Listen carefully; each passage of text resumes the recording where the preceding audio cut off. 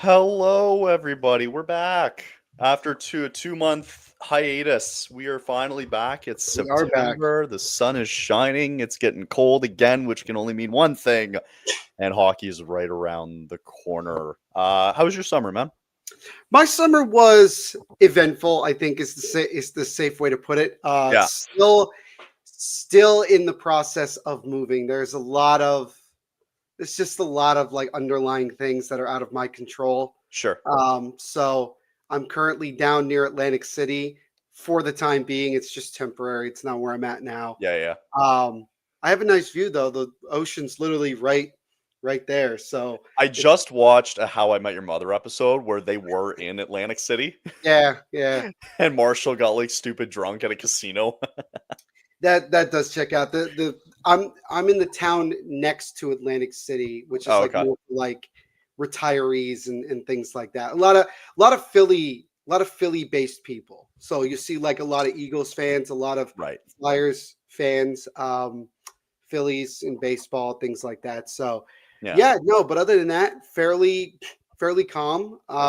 Nice. And got another season of Devil State of Mind going, as well as obviously here with episode 1 of Flames Cast, which Yep. doesn't feel like it's been 2 months, if I'm being honest. It feels like It did fly by it too did fly fast. by, but it also Yeah. this was like the longest off season we've had in quite some time, in my Oh, opinion. we'll get into it. Like Yeah. it was weirdly like it was one of those weird summers where it was just like it went by fast, but also like it was long enough almost. I Right. felt like I don't know, like it, Sure. but it did feel like it could go by fast. So even Yeah. though that doesn't make any Oh, sense, but 100%. I say we just jump right into it if you're good with it. Do it. Let's Okay, do it. all right. So let's kind of let's go back in time a little bit to end of June, beginning of July.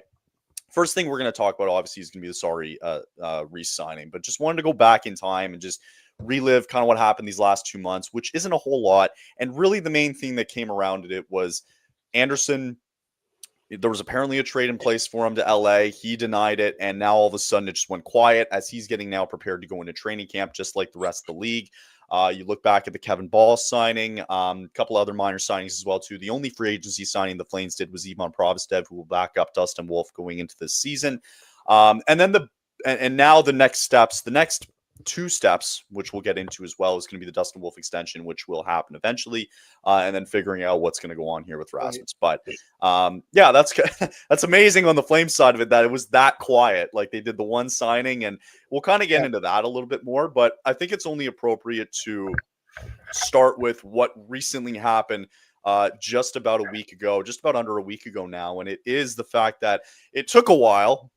It was a lot of back and forth trying to figure out the term. The money was not the issue, but it was just the term at the end of the day on what was going to be Mhm. more comfortable here with the Flames. And they finally get it done. So Connor Zary signed a 3-year, $11.3 million contract, which works out to be about $3.375 million for the next 3 years. And it's time, and as Conroy mentioned after the extension was put in place, it's just that Zary, it's time for him now to kind of take that next step, Adam, guess. So yeah, it's a $3.775 million deal. So my mistake there. Forward now, he's now 24 years old. He was going to be an RFA. He had 27 points last year in the 54 games. He was dealing with a bit of an injury.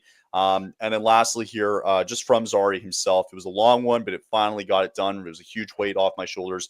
Feels great. Can't wait to get back into training camp, basically, and to get things going. So, Neil, first question to start off season 2 here for the Flames. Your thoughts on the Zary extension? Yeah, well, this was certainly going to be one of the bigger, if not the biggest, task that Craig Conroy had to deal with, other than obviously what's going on with Anderson. But that's unfortunately We're gonna get to it. it's a story for later in the episode. But yeah, no, I think locking him down was important. And what's interesting is that again, it was mentioned not necessarily the money but term. I think with the new CBA and with obviously, as we mentioned before, the salary cap going up, I think that is one of the reasons why a lot of contracts in the NHL, especially re-signings of RFAs, have been taking longer than we expected. Like you think about guys like Luke Hughes, Mason McTavish, those guys haven't been signed yet, and we are about a week or so away from the start of training camp. It's crazy to even think about that It's now. wild. Yeah. It is wild. Speaking of Minnesota, Marco Rossi as well signed Signed. for way less than I thought he was going to get. Me too. I think that in this situation, though, I think it was a matter of, you know, is this more of a prove it deal for Zary? I guess in a way, it's a bump in salary. It's obviously he has some some term on that, which is good. But it's certainly based on a projection of what I think Conroy and the Flames think of Zary moving forward and taking another step. And it says there in this piece that he missed 2 different stints of games because of injury. He missed a grand total of 25 games this Last season. season. Yeah. With 27 points and he had 13 goals, this is a guy that can put up 20 goals if he can stay healthy. And that, I mean, he's still fairly young, and I'm not stressing about is he injury prone, yada, yada, yada. I mean, that was a bad injury that he sustained on that hit from Mikko Rantanen. It should have been a penalty. And we talked about it, Oh, when it God. happens. Yeah. But that's neither here nor there. The best revenge the Flames could do is go and beat Dallas later on this season. But no, this is the thing I really like about Zary is that he has sneaky good stick handling ability. He showed that several times. He's got the speed that I think could make him a very solid top 9 guy, even top 6 guy if he can continue to progress. And I'm hoping that he can take another step in his goal scoring because, again, one of the big things that we talked about throughout the season last year was the Flames' inconsistency with putting the puck in the back of the net. Yeah. And they didn't make a ton of moves this offseason, made a lot of minor signings. So they're banking on a lot of guys like Zary to pick it up. And I think that Zary has that capability to pick it up, and I think he will. So getting him locked down is great because also what it establishes, Kyle, starting to really establish the core, as I mentioned before. Right. Is Zary going to be a part of that? I think this contract kind of proves it a little bit. We're going to find out. we're gonna find out. In the next year or two, it's going to be a lot clearer where he stands on everything. But no, good piece of business. Glad it finally got done, and it got done way before training camp starts. So it's one less thing that Craig Conroy has to talk about with the media, has to worry about. Yep. And now we can move on to other things like what we're going to talk about in a little bit. Yeah. So I think again, just following up on it as the summer went on, it was between the two camps, like the term wasn't the issue because they both understood that it's a guy who missed, what did we say here? Sorry, 24 games. I think he missed 25. Thank you. Played 54 games last year. So you're absolutely right. This is a guy who could easily put up 20 goals on the season, which would be great. You just need to find a way to stay healthy. So the term that you get him at, it's great. I love the money that he's at too. He's only at 3.775, which is great. And again, it's that kind of prove it deal where, when he does turn into that UFA he'll be 27 when he's a UFA, right? Mm-hmm. That's probably when he wants to try and lock down a long-term deal. If he can get if he goes off all of a sudden and he wants an 8-year, 7-year type deal, that's going to be the time to do it, right? So this certainly is, this says more about Zary than it does the Flames because we need to start seeing it show face and, not blaming him because of the injuries. Injuries suck. They happen all the time, but we're just looking to see if he can take that next step. And the biggest question is for me, absolutely, can he provide more goals for the team that was lacking of it? But where is he going to fit in this lineup? Because now you have Morgan Frost who re-up for 2 years earlier on in July. He's going to be taking more of that second centerman role for the Flames going in. So that takes out the part where Zary all of a sudden becomes that centerman because that Backlund's going to be in that 3C spot regardless this season. Mm-hmm. So you wonder where is he really going to fit? And I think because of this deal, I got to see him play on the second line here. I'd like to see him play with Morgan Frost. And ideally, does he end up playing with Coronado? Does Coronado get bumped up to the first line? That's going to be something to watch out for too. But I think specifically for Zary, I'd like to see him with this kind of contract, with this prove it sense deal. I'd like to see him play more top 6 minutes, more into that second line, and let guys like Blake Coleman and maybe Joel Farabee go into that third, fourth line kind of area and let them kind of figure it out there in terms of being on that bottom 6. Sure. So you can't stick Zary there on the bottom. But yeah, no, it's a good term. It's great money. It's just going to be one of those things where now we're about to find out, right? We're going to find out in the next 2 to 3 years what he's really going to be like, and you hope it doesn't turn into a situation where Zary's lighting it up, but what if he doesn't want to stay after 3 years is done? And we saw that happen with Tkachuk very easily. 100%, 100%. Connor Zary's agent, I just saw this, just thought it'd kind of be a fun thing to drop in. Yeah. His agent is Michael Kaye, Kaye. Doesn't have a whole lot of clients, but Connor Zary's contract now is the highest AAV of any player that Michael Kaye represents. Okay. The worst contract, though, that he, I guess maybe not worst contract from an agent standpoint, but I think for the team it probably is the Tanner Jeannot signing to the Boston Bruins. That is also a Michael Kaye client. But yeah, I thought it was interesting because the AAV for Tanner Jeannot is 3.40. For Connor Zary, it is currently 3.78.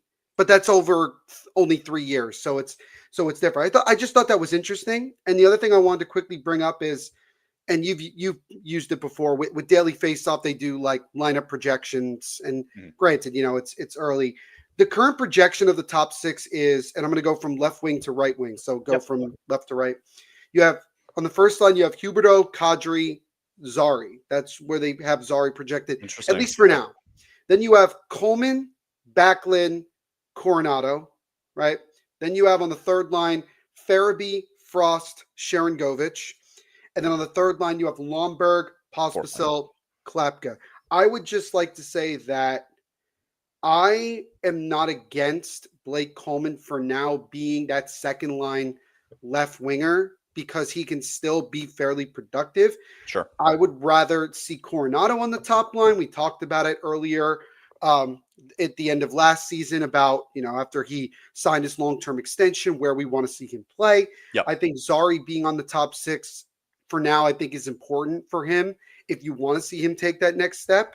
I would flip Zary and Coronado, and I'd keep Zary. And I think I would move Frost to the second center position and move Backlund to the third. Yeah. So then that way you have Backlund, who's more of a pass first guy, dish it off to a guy like Sharangovich, which, hopefully he can find more consistency with putting the puck in the back of the net and get it going. Farabee can sneakily pot in a couple goals here and there. Yep. I think the lineup is not terrible. I think what I just read is fairly close to what we might see on opening night, but obviously I think things need to change, but I think that's so. I'm going to go bottom to top here. Yeah, go bottom to top. Line, perfect. Don't have a problem with it, right? Yeah. I like that they're giving Klapka that opportunity. They also re-upped him as well this offseason for I think it was a 1 or 2 year deal, whatever it was. Third line, that's Backlund's line. That's going to be where you're going to see Blake Coleman. That's also ultimately where you're probably going to see Joel Farabee too. So he's going to have to, for Joel, like he's almost like, you're playing with veteran guys a little bit on that third line, but you're also like for Joel, like it's kind of a prove it deal for himself too, where he needs to find a way to make it work with that veteran line. He also could be a complementary piece to go onto that second line maybe and try to find something. Sure. But like you kind of don't, you mentioned it there with Sharangovich here, and I'll elaborate. You don't really have a choice with the deal that he signed. You have to put him on that second line, and you have to put him there with Frost and Zary, right? That line is going to more than likely make or break what this team's going to look like early on, right? Sure. And you have to give Coronado the opportunity because, like I said, and I hammer on it every time, that, Kadri may not be your, most intriguing number one center. Huberdeau's your playmaker. He's your setup guy, and you need to have a guy like Coronado who can be your goal scorer. And we might see that because he had 30 goals last year. So, I kind of agree where that's where I see it, but things can change going to opening night. Sure. And now that we're talking about it, might as well talk about the defense, right? Sure. And that kind of leads into this segment of 3 burning questions. So I was going to say, if you wanted me to also read what the line combinations for the defensive pairings, I can read that. If you just want to hear it. If you don't, it's fine. Sure. Might as well. Let's do it. They currently have Ball and Anderson, top pairing. Second pairing, Hanley, Weegar, and then Jake Bean and Braden Paschal. Bahal. Yeah. Yeah. So, So, which by the way, 94 as a defenseman is a diabolical number. right. I'm going to He must say think he's this really about good. the defense because I think that's like the way that this offseason has gone. You're right. Like Backlund's already said it. He said that Anderson's gone. Like this, it's just a foregone conclusion Right. he's going to Of go. course. It's just a Yeah. matter of the timing of it. Again, I kind of see it where it's going to lead into December and January, like what we I saw with agree. Elias Lindholm, and somebody's going to step up because there's Yeah. going to be a desperate team out there that's going to need it, right? And Mhm. that's kind of that's where I'm going to formulate what this trade could potentially look like. But to start the year, absolutely, like you're going to see Anderson more than likely with Joel Hanley or Kevin Ball, wherever they see it.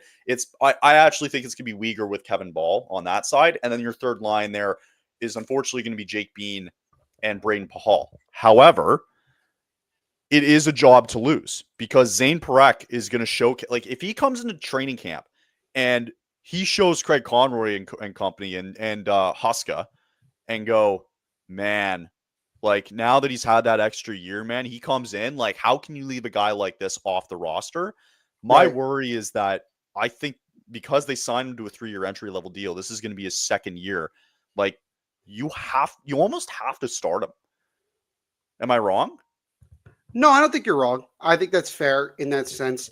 I would like to just put in one thing when it comes to the Anderson trade, and this may be I don't think everybody would agree with it, but I would like to think that wherever he gets sent to, I would like to see the Flames get a plug-in defenseman back. Mhm. And I'm not talking about anybody spectacular, but just I think having depth is important. And I think that I don't know how competent Craig Conroy and co want to be, youth wise on the back end, just in general. I think Sure. I don't, and it's gonna also depend on different factors, like where are the Flames at that point when he gets traded, right? Where like what are we looking for and everything. Sure. And I think that all of those questions not going to be answered right now, but certainly I think once we get into the nitty gritty. What I am curious about with Anderson is if he doesn't, obviously he knows he's probably not going to get traded for a while. Is his goal to try to put forth the best effort he can, knowing that his situation Sure. is he gonna I don't think he's gonna hold out. I don't think he's gonna be like, I'm not playing until I get traded. Maybe No. he So does. his mindset is as of September, what are we? September 8th, I'm a Flame. Right. That's his mentality. And his mentality going into training camp and going into the season is I'm going to try to put this team in the best position to make the playoffs.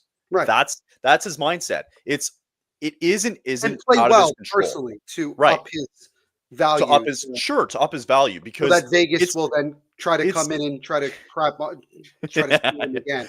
but again, it's selfishly for Anderson. It is a contract year for him, don't forget. So he has It to go into is. this season knowing that he wants a long-term deal. So this is a Right. very important year for him regardless. And even if he Right. starts with the Flames, and the Flames know this too, they both want what's best.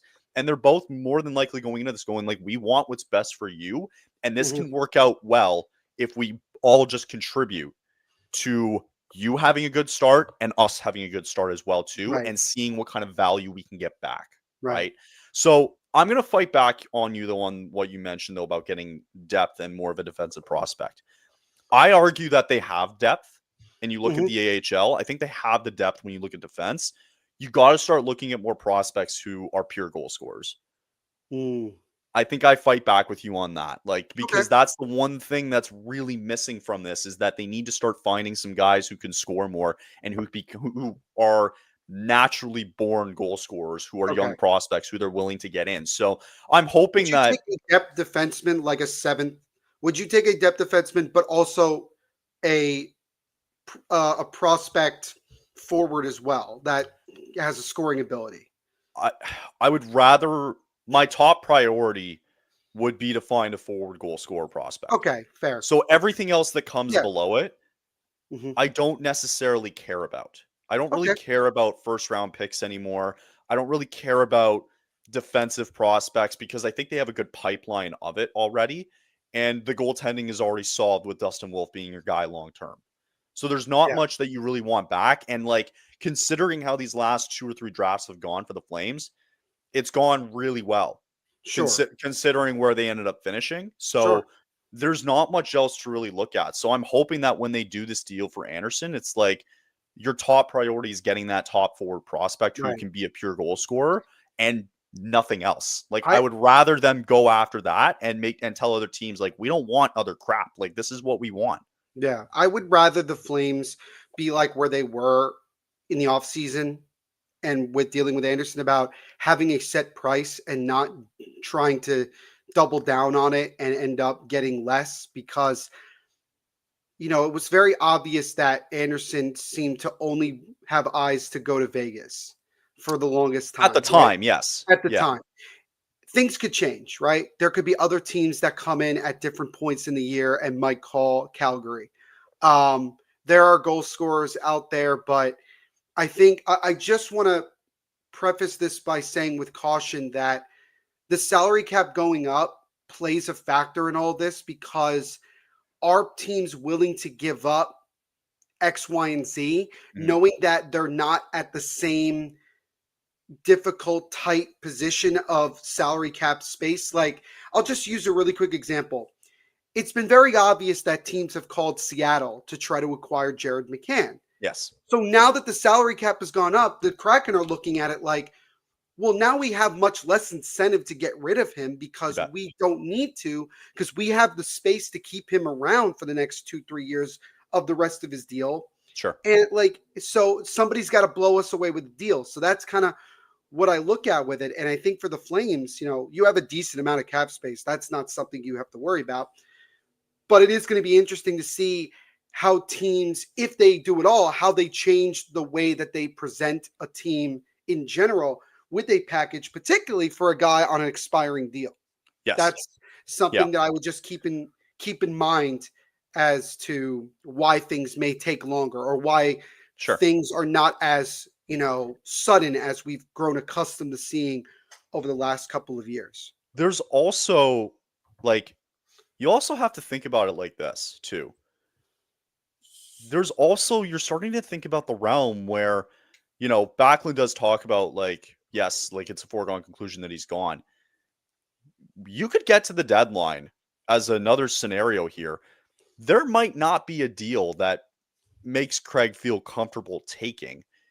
And it's a risk because you would then go into the offseason, but I also don't hate the idea of trying to bring him back on a mid to long term deal Right. anymore.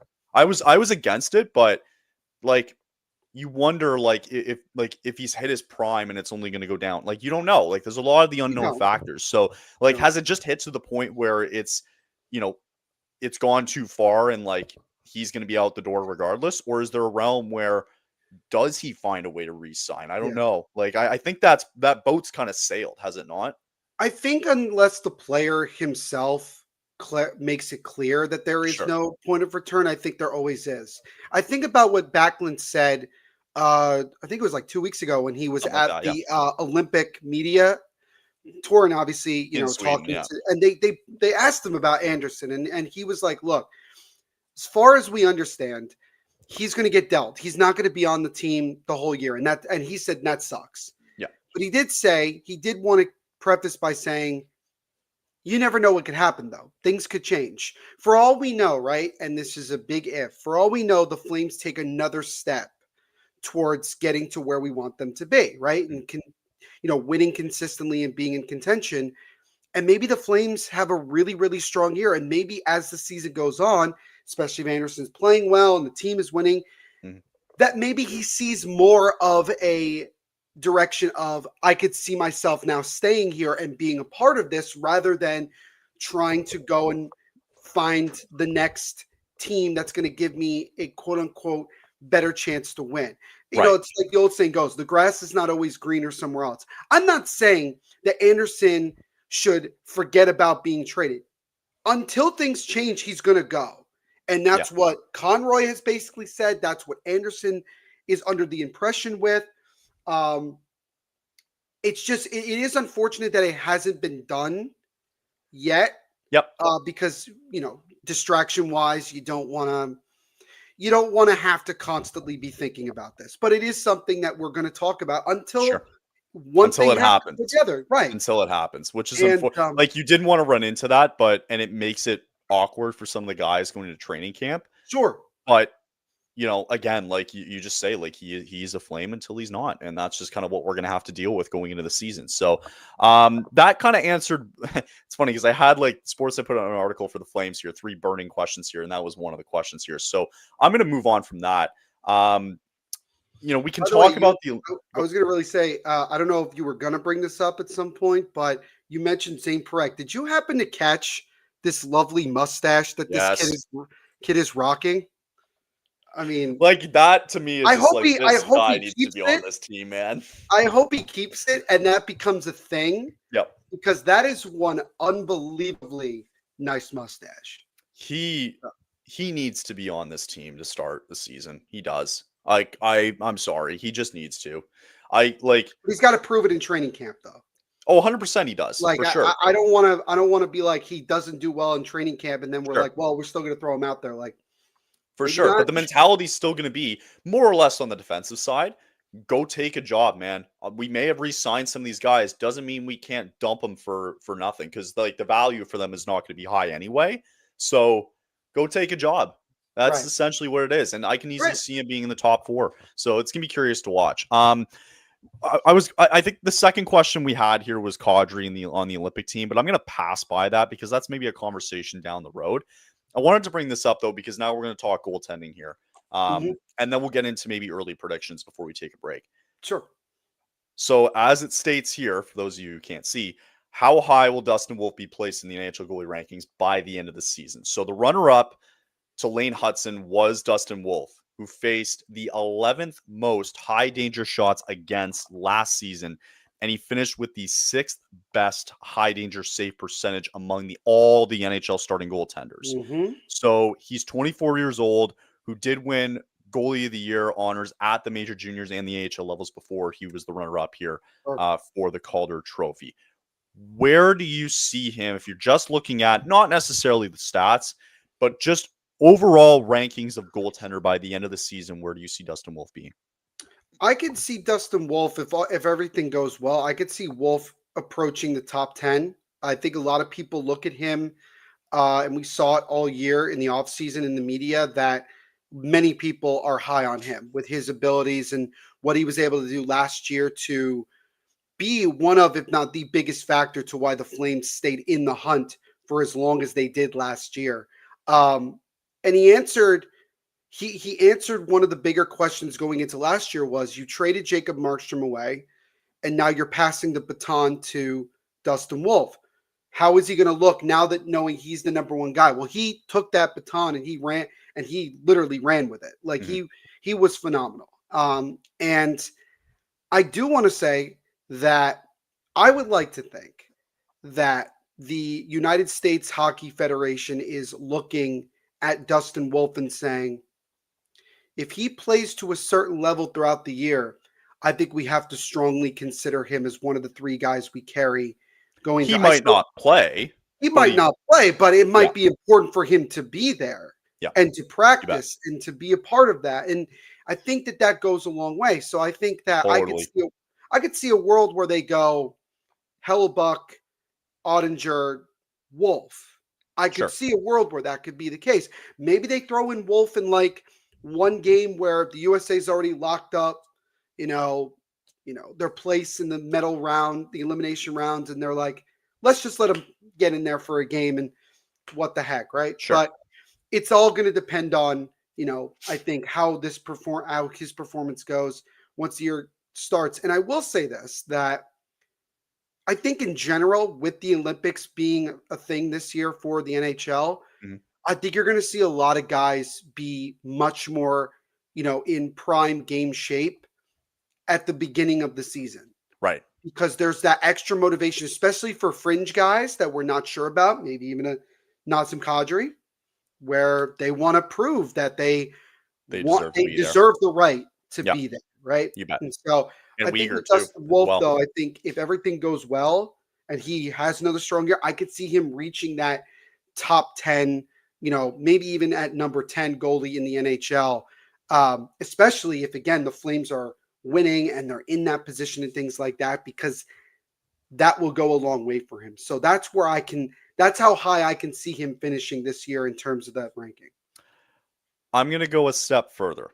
We I doing think top you could five? see him. I think you could see him being a top 5 goaltender by the season's end. Ooh. I think he could be right up there because you have to think about it.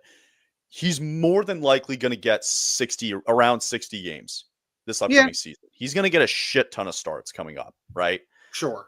And with Provistev coming in, like you might see a bit of him. Maybe you'll see a bit of Cooley, depending how, like for 1 or 2 games or whatever. Depending on it, right? But the bulk of it's coming from Wolf, and that's not a debate here, right?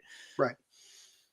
Considering how well he played last year, that was his first real year in the NHL. Now that he's got that experience under his belt, like I could see a world where he could be easily a top 5 goaltender in this league. Mm-hmm. Like you talk about the guys like the Hellebucks of the world, the Ottingers, the Swaymans. Like you look around the league, I just don't think that in the take the division alone that we're in the Pacific, he's by far, by none, the best goaltender in that division. It's not Mm-hmm. even a debate, right? Mm-hmm. Take a look at the Central. I would argue outside of Jake Ottinger and Connor Hellebuyck, obviously. So he's probably third in the West. I think I consider him that high, right? And then you obviously go out east, and there's maybe a couple more conversations there, but I think he can hit that point where he could be that top 5, get into that top 5 conversation a little bit. So I think his potential is huge. I think the fact that he's getting 60 plus games is great because he's said it before. He's like, that's what I want. I want to be the guy to go in and play 60 plus games. So that kind of leads into prediction time. I think we start it right away. Like, where it's a question that again, it's more of that like middle of the pack type scenario here, but where do you end up seeing this team by season's end? I think I see this team in a fairly similar position that they were last year. I think that they have the ability to make the playoffs. Maybe not finish top 3 in the Pacific Division. I could see them though competing for like the 3rd or 4th spot in that division, but certainly being a wild card team at the very least. Especially if, as we just mentioned, if Dustin Wolf is on his A game and he can take yet another step, we're going to win a bunch of games, low scoring, because we're going to find a way. It happened last year. If we're getting guys like Zary and Coronado who are stepping up and taking another, push towards being that 20 to 30 goal scorer kind of range, if Sharon Govich can get back to a level that he is capable of when he's on his game like he was 2 years ago in his first year in Calgary, I think that's going to be it. Because I think the biggest question is going to be, where is the consistent offense coming from?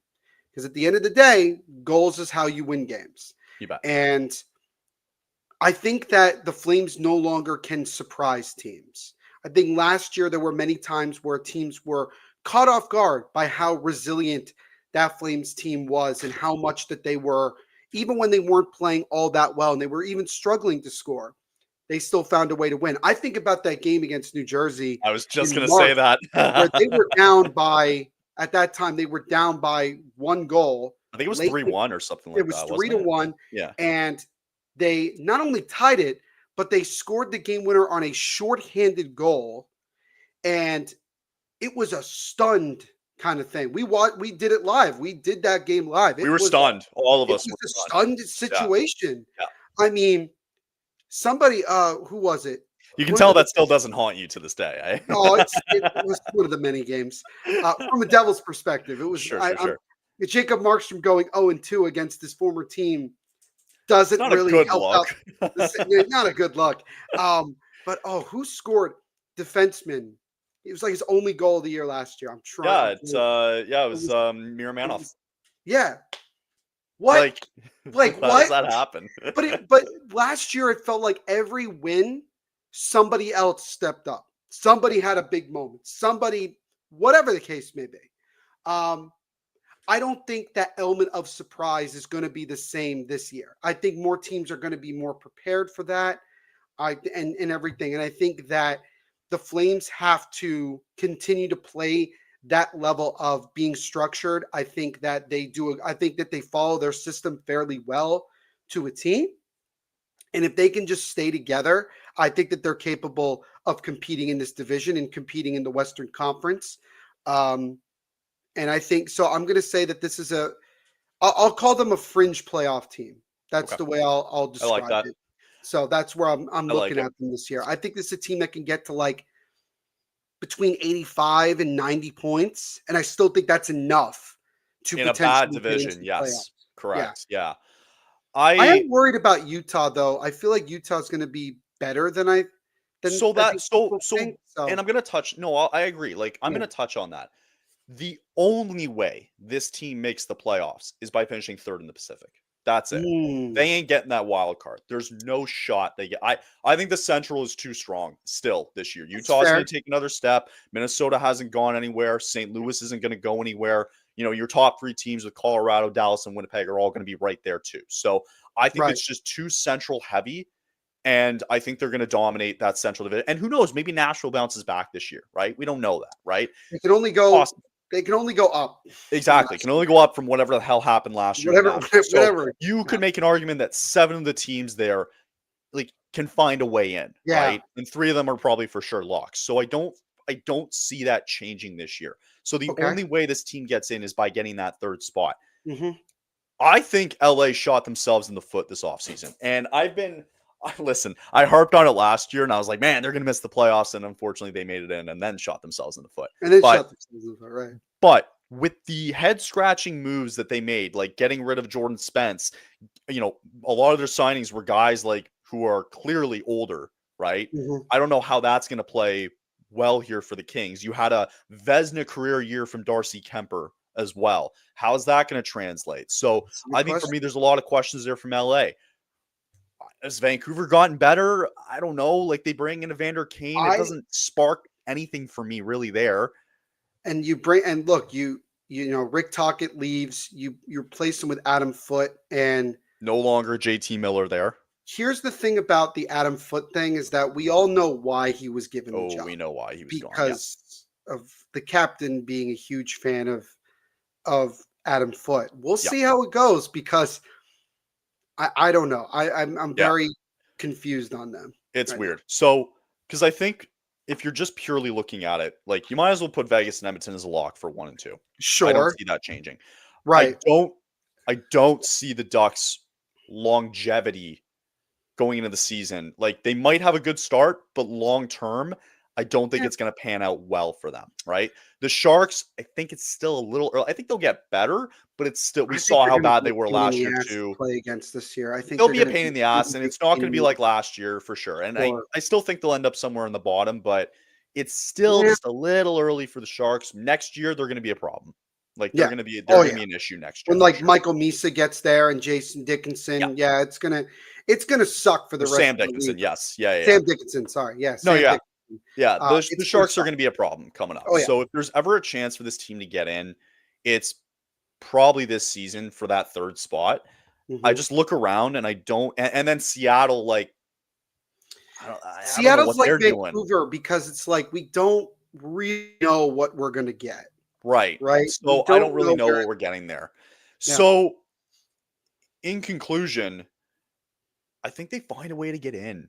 I hate to and listen, I'm the one that I hate to say it. I just think they do. I think that because you just know this team's not going to tank. You know these guys are going Right. to go in with the mentality of we're getting in the goddamn because they're pissed off that they didn't get in last year. They're going in with the mindset of yeah, we're friggin' getting in this year. Like that's Oh going to be yeah. the mindset of it, right? Whether it happens or not is two completely different scenarios. So Hmm. I listen, I don't even like saying the fact that they get in. I think that based on the events of what's happened this offseason, and this is even with if they lose Anderson and who knows what they get in the trade, that's a whole different conversation. But I just think of what the other teams have done around them in the offseason. It kind of opens the door a little bit, and they don't even have to repeat their performance of last year. You're right. If they find a way to get anywhere between 85 and I would argue 92, 93 points, that might be enough. Yeah. So the important thing is that your divisional games are going to mean a lot again this year because you have to take advantage of Right. it. So your divisional games mean the world because it came down to game 82 last year against the Kings, Literally. where they could have got in had it not been for Anaheim losing, but whatever. The divisional games are going to be important. I think they need to be better. They need to be a better Eastern Conference road team because they were not last year. They weren't good on the road earlier on the season. They losing in Ottawa, Columbus, Pittsburgh, down in Florida, losing in Carolina. Like the list goes on. On the road in the Eastern Conference, they were terrible. So and some of those that games needs were to change. winnable too. It wasn't like they just got blown out. They were winnable Right. games that they can Outside of that little New York trip with New Jersey, the Rangers, and the Islanders, beat them all. they weren't really that great on the road in the East. So that needs to change. And then also Eastern teams coming in, they kind of took advantage of them as well. So they need to be better against the other conference. And if they can fix that up and take care of their division a little bit, I don't see a world in which they can definitely get in. They won't go anywhere. Yeah. But I can see them finding a way to sneak in. There's also the world where, again, I hate to say it, there's another world where they just finish ninth. Right. And then what? And then what, right? Yeah. Then it's like, did we take a step back? Did we stagnate? Where do you go? Because I think for fans, right, you want to see the team go in a direction, whether good or bad, where you can kind of feel like you have an idea as to where, like, what needs to be done to continue to move forward, right? I think if the team takes a step back and let's say they finish, towards maybe the bottom of the Western Conference, just as an example, you can at least say to yourself, okay, now, there's another opportunity to get more young players in the system and to kind of go from there. And conversely, if you go and you make the playoffs this year, it's not one of those things where we say like, oh, it was a fluke, it came out of nowhere. Well, no, they were on the verge of doing it last year. Sure. And if they go from just barely missing out to getting in, that to me is more progress than anything else. Right. Because then you could go into the next offseason and go, what can we do? Especially with I'm just saying with what the free agency class could potentially look like next year. And the Flames will have a lot of money a lot of cash. Yep. They can do it. They can go out and they can get a marquee player that could take them to even that next step. But I don't want to get ahead of myself. No, of course. Yeah. So, and then also there's last thing here before we take a break is there's also the possibility that you use Rasmus Anderson as a bargaining chip and you go out and buy a young prospect. You might eat maybe a first round pick too, but you can use that as a bargaining chip too. You don't have to think of it like selling him off. You have to think of it like maybe we can go out and buy a young centerman. Right. You have an asset that could get you more assets. Yeah, and first round picks to dish because that Vegas pick will be late. And we talked about it before. Just because you have a boatload of first picks doesn't mean you're going to use all of them in a draft. Correct. Right. Exactly. Especially as we move on here, right? And some of the older teams continue to, struggle, like the Pittsburghs of the world and, teams like that.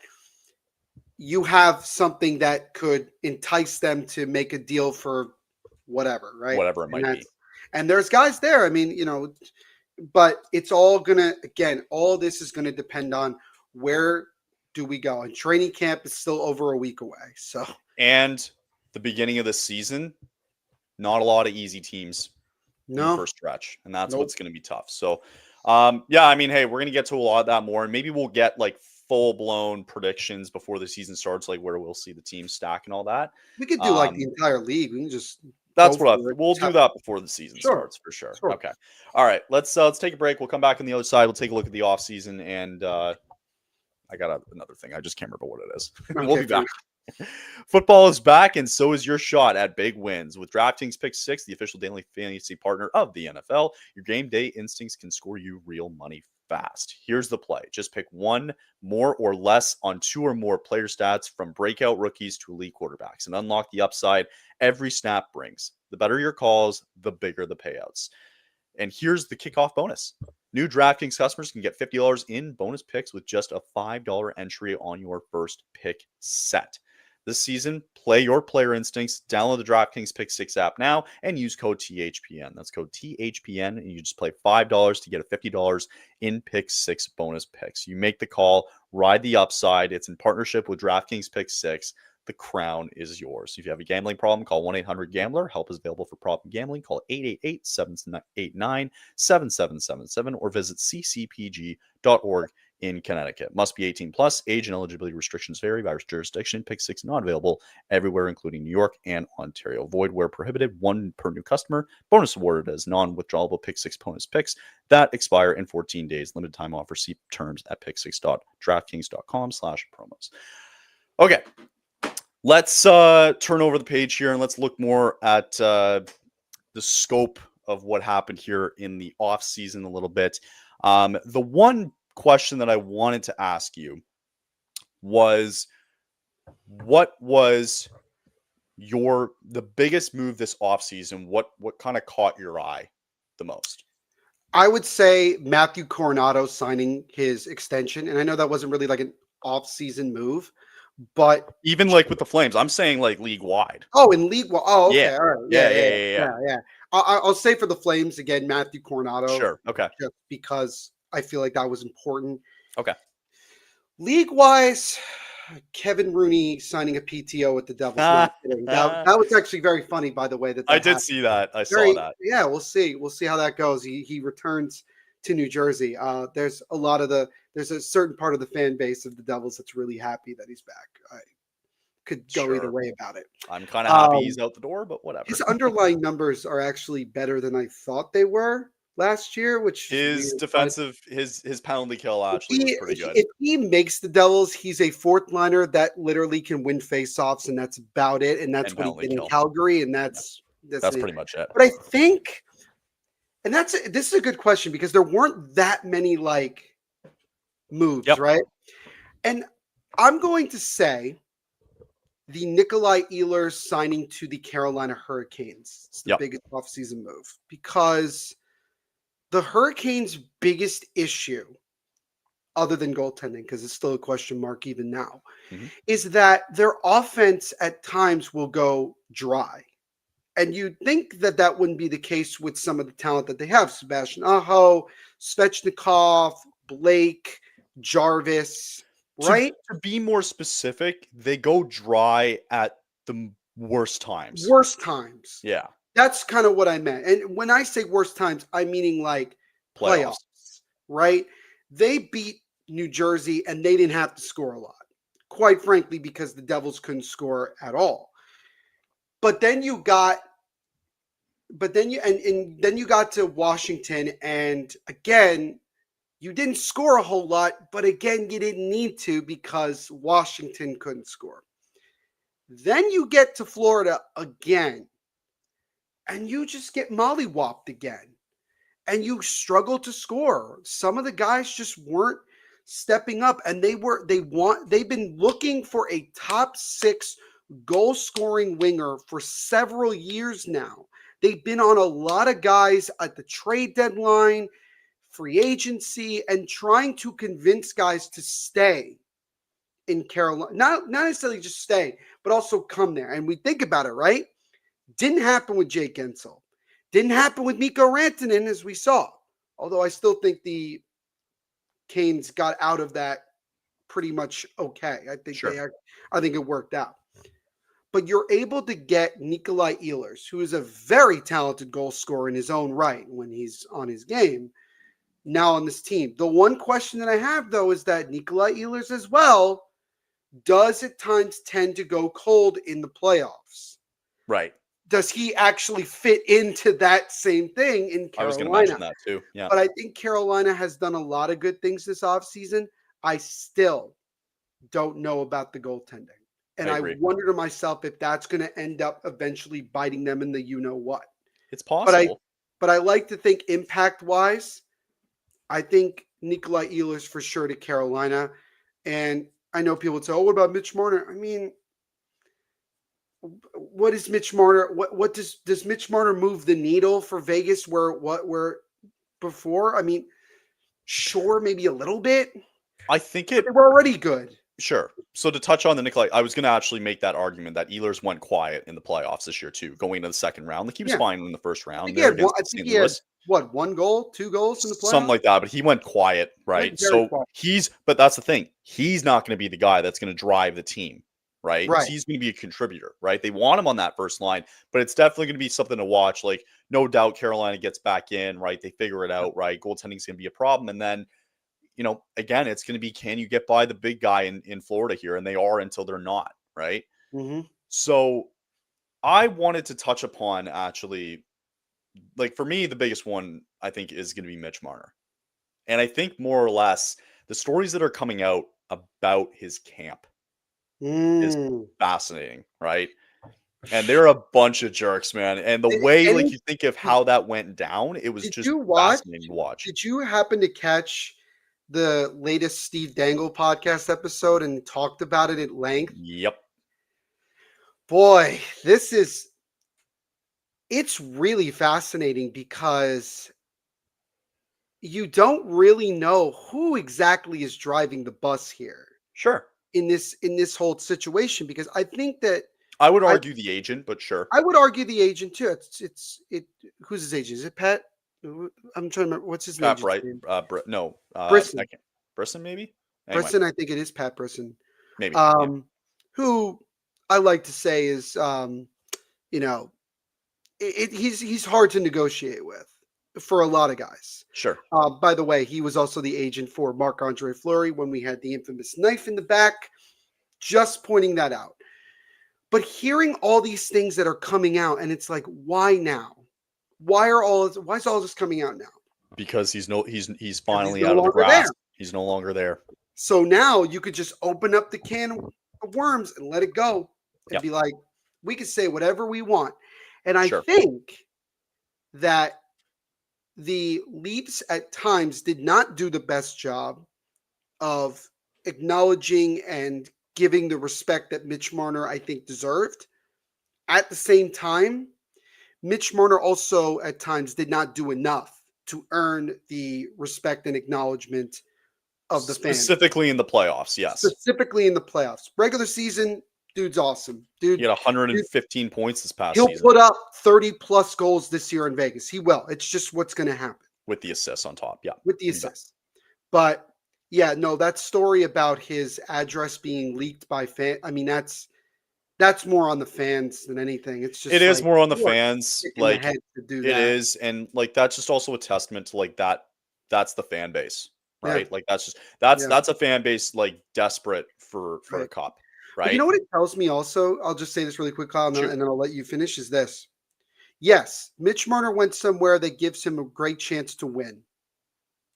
But that wasn't the only factor that played into this. Nope. He chose one of the least stressful places to go play.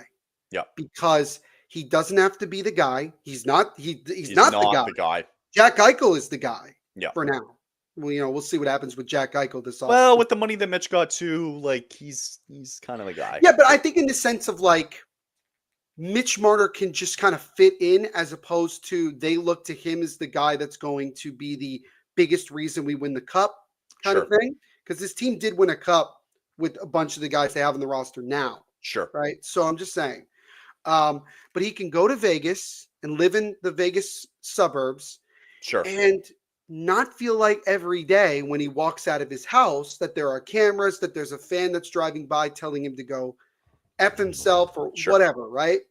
I think that was one of the bigger factors, right? Because when you think about when you think about the locations of a lot of the teams that are really good right now, there aren't that many that play in markets where you feel like that you can kind of just blend in and not be like constantly hounded. I think Sunrise is one of them. Yep. But it's different now because they've won back-to-back cups. Vegas is another. He couldn't go. LA. LA. Yeah. Carolina. He couldn't go to Carolina without getting constantly hounded. I don't think he could. Personally, I don't think. I don't think so either. I think Carolina's a passionate fan base like that. Yeah, very passionate. Yep. Very passionate. New York, no, he's ridiculed all the time. No. He could have played in New Jersey but that's a little different because it's weird because it's like kind of in the area, but not really. But Sure. also Sheldon Keefe is there, and I don't know if that would have ever been a factor or not in him going there. But my point is simply that he chose a place where he feels that he can win in an area that, going to be honest with you, Kyle, how many people are going to know who Mitch Marner is, even if they're really good? It's definitely less. Yep. His family's Less. chilling. He's going to be chilling. And maybe this is the best Mitch Marner we're going to see. Maybe this is a different Mitch Marner that we see. I don't know. So here's the thing with him, right? His legacy will always be in Toronto. It doesn't matter what he does. Sure. He's got his money. He might go win 2 Stanley Cups with Vegas. Who knows? But his legacy will forever be known of the failures that happened in Toronto. The numerous amount of failures that happened dating all the way back to really COVID was when it started, right? With that Montreal blowout series loss, right? That's when it started. And, but you also think about this too. If you think about Mitch Marner's legacy as well, he's not considered one of the greats, and he never will be. Why? Because the greats can get it done anywhere, and they don't care whether it's in New York or in a strip club in Las Vegas. Doesn't matter. It's true. Like, they can get it done in the most hostile environments, and that's why they're great, right? Sure. Guys like Connor, like even McDavid, he has been able to do that, right? I really hope he stays in Edmonton. Right, and that's going to be a storyline going into the season until he. I think, by the way, he's going to. It just, even the way he talked about it, sounds like he's going to sign, but everybody just won't shut up about it. Like, I'd rather it be done before the season ends, because then we can. It's a mistake if they don't, though, right? Because then it's going to be a distraction going into the season. Not that it's going to be a major issue, but they have to get it done before that. He has to sign like right now. Like, respectfully, I don't think he has to sign right now, but I think he could sign within like the first month. Sure. And it'd be fine. But the longer that you don't, the more speculation, especially when they lose. Well, we said it too. Like, I even said it before we were on the hiatus for the summer, was that, like, going into July 1st, he didn't have to sign right away. No. Not really. He didn't have to, because Edmonton had to go out and showcase why he needed to stay. And so what did they do? They gave all the money to Bouchard. Yeah. So, but real quick, just on Marner again, like. Yeah, go ahead. His legacy has been defined in Toronto, and that won't ever change, because we know, right? We put you in that environment. You wanted to be there. That's your homegrown team. They threw you out because you couldn't be the guy. Yeah. Right? You're not the driving force for a team. You know who he reminds me of? A guy like Jonathan Huberdeau. Damn. It's true, right? You're not the guy that's going to push this team forward. Right. You are simply a playmaker that's what Jonathan Huberdeau is. And he's been able to encapsulate that a little bit. So, so it sucks for him. But I also wonder, like, and maybe one of the questions that I'm going to have going into the season, like, everybody thinks now that Marner's gone, like, it's going to be easier now. Toronto's going to go win the division. You're losing a 115-point player during the regular season. Yeah. Like, that's overlooked. Right? You're losing 115 points. Because everybody's going to look at the playoff thing and be like, is it really a law? Because Leafs fans will probably say, losing Marner, did we really take a step back? I mean, from a regular season standpoint, you did. From a playoff standpoint, we're going to find out. But it's like, okay, maybe having someone like him go, maybe, I don't know. You get Michelli and you get Nick Waugh. Okay, like, you maybe get some points back there, right? Yeah. But then, like, you had a great year from Anthony Stolarz. Let's see if he reciprocates it, right? It's like, I really don't think that in terms of the regular season, this team got any better. I think they took a step back because you lost 100. Say whatever you want about Marner, you lost 115 points going into the season, right? So that, to me, was probably my biggest look at when we look back at everything that happened in the offseason. I kind of look at that whole situation and you wonder what that's going to look like going into the season. By the way, Kyle, just to reiterate something, you know who's a free agent on the Leafs in 2 years? Matthews. That would be Austin Matthews. Yeah. And the question then becomes with him too is, don't forget he signed a 4-year deal, right? That's not this. He's entering year 2 of only a 4-year deal. Now, why Yep. did he only sign for 4 years? Now we're gonna find out. So Now we unless they're now we leaving know. the window open to Mhm. making a move at the deadline, which I Mm, assume that they're going to, yes. um, like Brian Rust will be a Leaf when it's I all know done. I'm calling it it right now. smells like it, doesn't it? Him or Ricard Raquel are going to end up Yeah, in Toronto. it smells like that for Kyle sure. That Dubas is smells gonna like definitely play ball with send them to Toronto. Yeah. se and not even because he's trying to help the Leafs. He'll be like, "No, I'm going to try to No, we need you to make go. it difficult." Yeah. So last couple of things I just wanted to quickly touch upon too. Ken Dryden passed away Mm, at 78, which did. he was an icon, and it sucks that cancer did him in, but he was such an icon, and it sucks that Yeah. he was only 78 years old. Like that's what sucks. So condolences to him. Canadians did end up trading Carey Price's contract to the Sharks, so the Sharks clearly are eating more money, and that just kind of shows you too, like that's where the I Sharks don't are at. I don't get how that benefits the Sharks that much, though. Like, Not entirely. the No, only not reason that entirely. I think I was explained is because it just gets them closer to the cap floor. Yes, But they exactly. actually still need to do more. They So still I don't know what's gonna happen. it's gonna be weird there. Andre Palat, Um, please, please, please. Just it'll get you to the cap floor if you it's just true. do it. There's no straight road. 14-year veteran Marco Scandella announced his retirement along with 10-year vet Derek Ryan. He also announced his retirement as I well. didn't realize that Scandella was still technically not retired. No, So he finally did at that point. yeah. A couple of jersey reveals too. I love the Krakens. Yeah, Love yeah. Seattle's. Didn't really like Carolina's, if I'm being frank. I know the Surge Cast guys were like, "Yeah, these are great." I'm like, As I said before, I'll say "Yep." this real quick. I said it on Twitter. I think you even saw it. I was like, the sleeve design I wasn't a fan of. That wasn't either. The No. white helmet would have been kind of cool. Yes. You just go all white and it's be fine. Yes. It was okay. I could see what Carolina was doing though. They were trying to recreate the Stadium Series jersey. But my response is, well, why didn't you just keep the Stadium Series jersey then? Why didn't you just Yeah, do why that? didn't you just roll with that? That I would have know made that more wasn't sense. Fanatics. I know that this is different now but you can still have them. They It would still have. made a bunch of them anyway. Yeah. Um, Last two things before we go here. What were your thoughts on Mangiapane signing with the Oilers? Dude, they're That trying to pisses create. me off so much. Like, I'll put it this way. Can't wait for that first game in Calgary. oh Can't man, wait for I it. want to light him up. I hope Like, screw I that. hope that they make that one of those like Amazon Prime kind of things. It would The just be Flames great. are not on. They're only on one Yeah, I U.S. did, broadcasts. They aren't on a single U.S. broadcast like which is TNT wild game because this they were season. on several of them last year. hmm You I'm know, fine with that. Let it be, man. We'll fly under the let it radar. be, I don't. right? Nope. Let it be.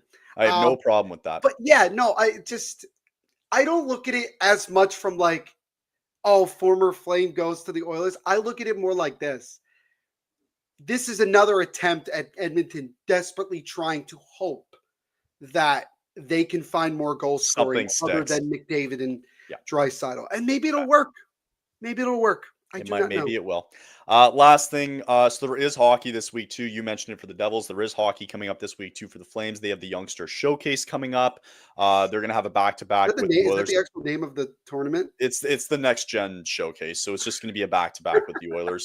But I Okay. wanted to show you just real quick the Flames lineup here. More likely, they're going to start with Arseny Sergeyev here. I think is what they were saying that he's going to get the nod, and then Owen Say might get the Oh other wow. nod as well. Very quickly, some of the defensemen they're going to be showcased. Brustevich is going to be there. Hertic, another Flames draft pick. Etienne Zane. Morin, Zane's going to be playing in that, which he should. Mako Phillips, this year's draft pick as well. Rasha. Basha, Oh yeah. he might make noise at training camp. Same thing, Think he will. Battaglia as well. Matt Begradine coming off Rookie of the Year for Honzik. or Offensive Player of the Year for the QMJHL. Honzik going to be playing in that, which he should. A guy you actually forget about as well. So hopefully, Well, he we takes forget some about steps. because remember Honzik had a really strong training camp last year, and then he made the roster out of camp, and then he kind of fell back down to earth. Injury did him in. Right. I'm Yeah. really curious to see what he can do this year. Me too. Really fascinating. Adar Suniev as Suniev. well. So yeah, like you kind of forget about some of these rookies going into training camp. Like I'm high on Andrew Basha. I think he's going to be special, and I hope that he You kind saw of. him in person. Yeah, I know, and I saw him light up our Sudbury Wolves here. There you go. And that season's coming around in I think 2 weeks. I think in 2 Yeah, weeks. because The the K, OHL. I mean, KHL started this week or this past week, so that was. I Which is think so. You know what? You might be, and maybe look for this on your end. If you really want to get into more like CHL hockey, you're going to watch college hockey as well too.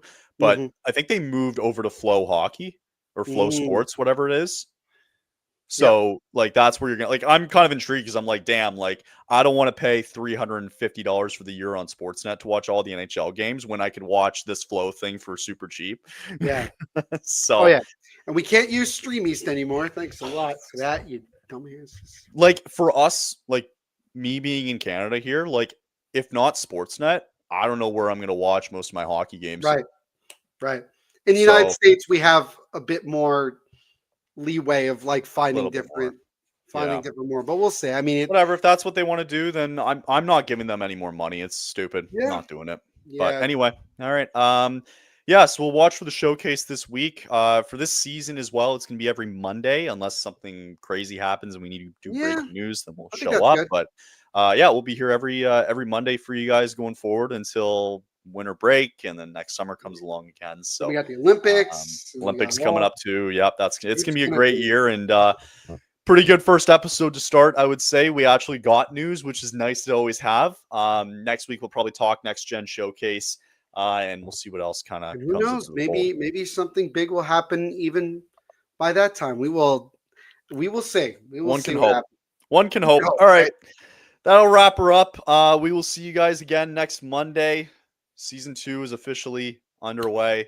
Thanks for listening, and we'll see you next week. See ya.